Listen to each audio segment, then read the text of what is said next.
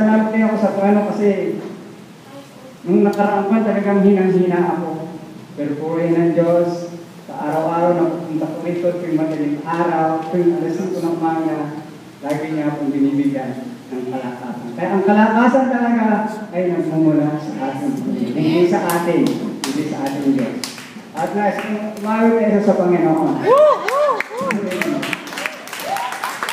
O aking Diyos, naalala kita nang mapupok na ang aking hininga. Ako'y dumaing, binigap mo't binigyan ng pag-asa. Tutupin ko pangako sa'yo, O Yahweh. Handog ko sa'yo, pasasalamat sa awit kong ito. Mahal kita, O Yahweh, mahal kita.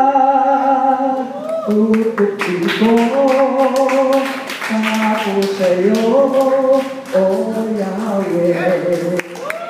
Ito'y matatakpan sa Diyos sa awit ni Jonas. Amen.